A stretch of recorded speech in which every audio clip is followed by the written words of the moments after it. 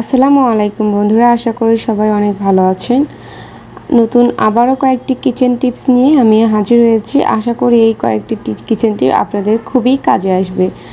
তো আমার প্রথম টিপসটি হলো, বন্ধুরা আমরা যখন কচু খাই, অনেকেই কচু কিন্তু অনেক পছন্দ করি, আর কচু কিন্তু আমাদের শরীরের জন্য কতটা উপকারী সেটাও আমরা জানি। আর এই কচুটা পছন্দ করলেও মুখ চুলকায় অথবা গলা নেয়, এই ধরনের মানে সমস্যা হয় বিধায় আমরা কিন্তু খেতে পারি না।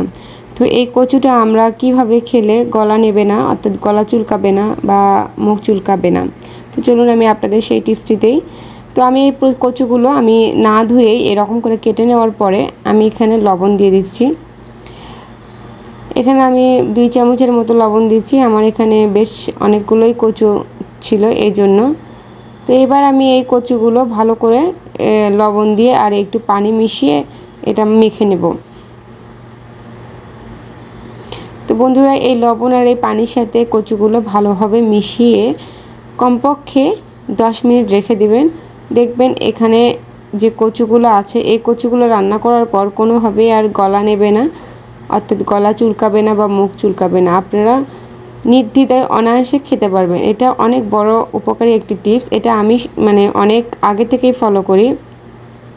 তাহলে আপনারা যে কোনো ধরনের কচুতে এই টিপসটি অ্যাপ্লাই করতে পারেন। আপনারা অনায়াসে যে কোনো ধরনের কচু খেতে পারেন, কোনো রকম সমস্যা নেই। শুধু 10 মিনিট লবণ দিয়ে ভিজে রেখে তারপরে ধুয়ে নেবেন, তারপর রান্না করবেন। বন্ধুরা, চলে আসলাম পরবর্তী টিপসটি হলো আমার মাছ। এই মাছটা আমরা বেশি দিন রেখে দেই। অনেক সময় আমরা প্রতিদিন বাজার করতে পারি না, অথবা প্রতিদিন আমাদের সময় হয় না মাছ পরিষ্কার করে নেওয়ার। এজন্য আমরা একবারে বেশি করে কিনে আমরা ফ্রিজে রেখে দিই পরিষ্কার করে, সময়ের অভাবে। তো অনেক সময় দেখা যায় অনেক দিন পর যখন আমরা মাছগুলো রান্না করে খাই, তখন কিন্তু এই মাছগুলো গন্ধ করে।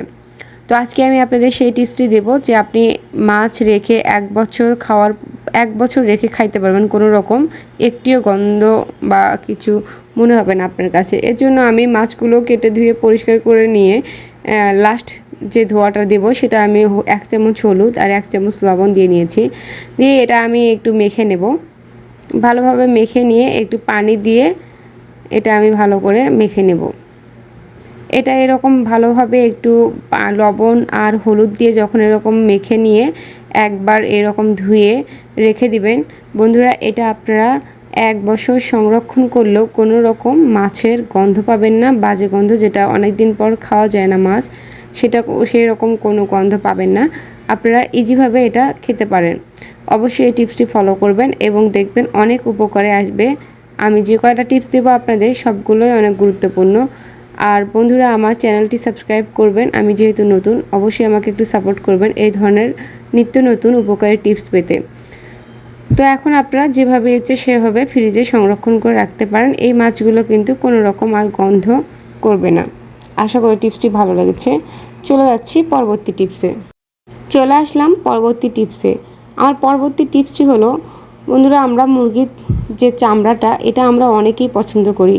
আর অনেকে এটা কিন্তু আমরা সবাই বেশিরভাগ আমরা চামড়াটা পুড়িয়ে তারপর ভালোভাবে আমরা আবারও পরিষ্কার করে তারপর খাই। আমরা কিন্তু চামড়া না পুড়িয়ে খাই না।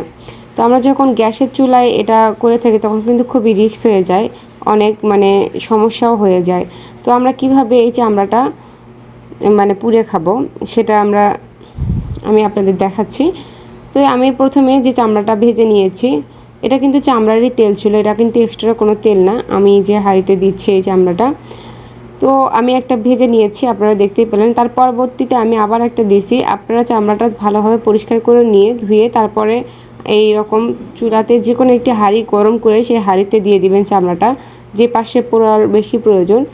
দিয়ে আপনারা কতখানি পরিমাণ পুড়ে নেবেন এই জিনিসটা, সেটা আপনারা আপনাদের ইচ্ছা অনুযায়ী আর কি এটা পুড়ে নেবেন। দেখেন কি সুন্দর, চুলায় যেরকম পুড়লে হয় ঠিক এইভাবে করে যদি আপনারা ভেজে নেন, তাহলে এরকম ঠিক একই রকম স্বাদ পাবেন, আর কোনো রকম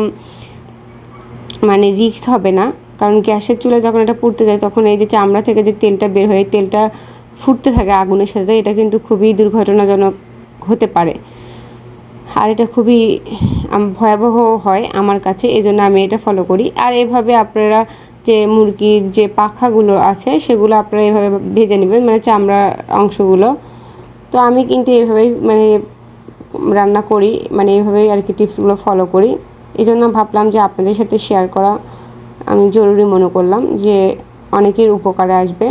আশা করি আপনাদের এই টিপসটিও অনেক উপকারে আসবে এবং ভালো লেগেছে। চলে যাচ্ছি পরবর্তী টিপসে। বন্ধুরা, পরবর্তী টিপসটি হলো, আমাদের ঘরে এক একজন এক এক রকম বিস্কিট পছন্দ করে থাকে। এই জন্য আমরা একসাথে অনেকগুলো বিস্কিট নিয়ে আসি। অনেক সময় দেখা যায় এগুলো খেতে খেতে সময় বেশি লাগায়, মানে বিস্কিটগুলো শিটে যায়, অর্থাৎ ফ্যাসফেসে হয়ে যায়, নষ্ট হয়ে যায়। তখন আমরা বিস্কিটগুলো ফেলে দিই। তো কিভাবে এই বিস্কিটগুলো আপনারা অনেক দিন ধরে সংরক্ষণ করবেন সেই টিপসটি আমি আপনাদের আজকে দিচ্ছি। তো বন্ধুরা, এখানে যে বিস্কিটগুলো আমি কন্টেনারে নিয়েছি, এখানে কি করবেন, মানে যে বয়ামের মধ্যে আপনার বিস্কিট রাখবেন সেখানে 1 চামচের মতো চিনি চারদিকে ছড়িয়ে রাখবেন। এভাবে আমি যেভাবে ছড়িয়ে রাখছি এইভাবে ছড়িয়ে রাখবেন। আপনারা যে যে বিস্কিট খান সেই বয়ামের ভিতরে এরকম চিনি ছড়িয়ে রাখবেন বিস্কুটের সাইড দিয়ে ওই বয়ামে, এবং চিনি ছড়িয়ে রেখে আপনারা খুব সুন্দরভাবে বয়ামগুলো আটকে রাখবেন। দেখবেন আপনাদের যতদিন ইচ্ছে এই বিস্কিটগুলো মেয়াদ উত্তীর্ণ না হওয়া পর্যন্ত আপনারা খেতে পারবেন, কোনো রকম শিটে যাবে না বা ফ্যাসফ্যাসে হবে না। তো বন্ধুরা, আপনারা এই টিপসটি ফলো করলে অবশ্যই আপনারা সব কয়টি টিপসই আমি যেগুলো দিলাম অবশ্যই এগুলো কাজে আসবে। আর টিপস কিন্তু মানুষের উপকারের জন্যই দেওয়া হয়, যেগুলো আমরা ফলো করে উপকার পেয়ে থাকি সেগুলো আপনাদের সঙ্গে শেয়ার করা হয়। আশা করি এই টিপসটি আপনাদের ভালো লেগেছে। চলে আসলাম পরবর্তী টিপসে।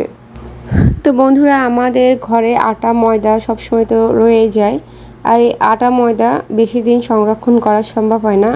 ময়দা আটা একটা গন্ধ রয়ে যায় বেশি দিন হলেই, আর এর ভিতরে কালো কালো পোকা হয়, যেটা আর খেতে ভালো লাগে না। পোকা তো চেলে নেওয়া যায়, কিন্তু গন্ধটা কী করা যায়, গন্ধটা যত ভালো নাস্তায় তৈরি করেন গন্ধটা কিন্তু শেষ হয় না। তো আজকে আমি আপনাদের এমন একটি টিপস দেবো যে টিপসটি ফলো করলে আপনাদের মানে আটাতে আর পোকা আসবে না এবং ওই গন্ধটা কখনোই আর হবে না যতদিন ধরেই সংরক্ষণ করুন। এই জন্য দেখতে পাচ্ছেন আমি 2টি তেজপাতা নিয়েছি এবং এই তেজপাতাগুলো এরকম ছোট ছোট করে ছিঁড়ে নেবেন। তো ছিঁড়ে নিয়ে আপনাদের যে ময়দা আছে ওই ময়দা যেখানে রাখছেন, যে বয়ামে বা কন্টেনারে যাই হোক সেখানে রেখে দিবেন। এইভাবে রেখে দিবেন, দিয়ে ঢাকনা দিয়ে ভালোভাবে ঢেকে রাখবেন। আপনি যতদিন ইচ্ছে এটা সংরক্ষণ করবেন, কোনো কালো পোকা উঠতে পারবে না, আর এর ভিতরে কোনো পুরাতন যে গন্ধটা হয় এটা কখনো হবে না। তো বন্ধুরা, আশা করি এই টিপসটি ভালো লেগেছে, আর অবশ্যই আপনারা ঢাকনা দিয়ে ভালোভাবে রেখে দিবেন, আর অবশ্যই ট্রাই করবেন এই টিপসগুলো। চলে যাচ্ছি শেষের একটি টিপসে। চলে আসলাম বন্ধুরা শেষের টিপসে। আমার শেষের টিপসটি হলো, আমরা যখন দুধ রান্না করি তখন কিন্তু দুধ উতলিয়ে পড়ে যায়, অথবা দুধ চা রান্না করলেও সেটা কিন্তু উতলিয়ে পড়ে যায়। কাছে থাকলেও কিন্তু অনেক সময় এটা উতলিয়ে পড়ে যায়। তো বন্ধুরা, অতক্ষণ কাছে থাকাও যেহেতু সম্ভব হয় না, আর কাছে থাকলেও এই ধরনের ঘটনা যখন ঘটেই যায়, আপনারা কী করবেন, আমি যেভাবে এরকম হাঁড়ির উপরে, যে হাঁড়িতেই হোক, এরকম একটি চামচ, কাঠের চামচ হোক বা স্টিলের কোনো চামচ হোক, যে কোনো একটি টাইপের চামচ আপনারা এভাবে রেখে দেবেন। দেখবেন আর কখনোই এটা উতলিয়ে উপর থেকে পড়বে না, মানে সে উতলাবে কিন্তু পড়বে না আর। আশা করি আপনাদের এই টিপসটি ভালো লেগেছে। বন্ধুরা, আমার সকল টিপস যদি আপনাদের, আমার চ্যানেলটির সম্পূর্ণ টিপসগুলো যদি আপনাদের ভালো লাগে বা একটি টিপস হলেও যদি আপনাদের ভালো লাগে, প্লিজ আমাকে সবাই একটু সাপোর্ট করবেন।